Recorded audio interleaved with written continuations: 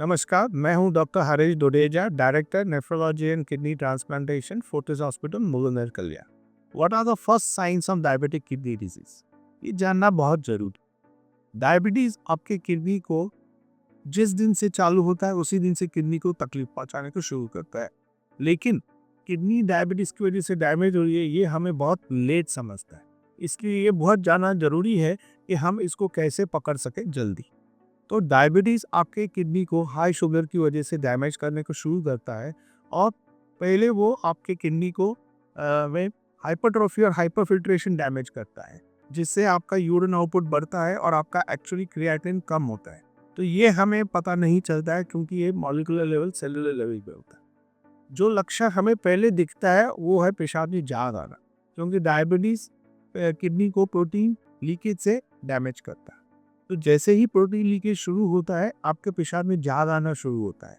तो आपको ध्यान देना है, अगर आपके पेशाब में झाग आ रहा है तो इसका मतलब है कि किडनी डैमेज शुरू हो रहा है। तो तुरंत हमें वो यूरिन का टेस्ट करके प्रोटीन लीकेज मापना है, और अगर वो नॉर्मल से हाई है, इसका मतलब है कि किडनी डैमेज शुरू है और हमें तुरंत उसका इलाज चालू करना है। इसके अलावा डायबिटीज आपके आंखों को भी अफेक्ट करता है, रेटिना को, जिसे रेटिनोपैथी कहते हैं। और इसलिए अगर आपको विजन का प्रॉब्लम चालू होता है तो आपको तुरंत किडनी का भी जांच करना चाहिए, क्योंकि अक्सर ये दोनों चीजें साथ साथ में जाती है। तो हमें जल्द मालूम पड़ सकता है किडनी डैमेज।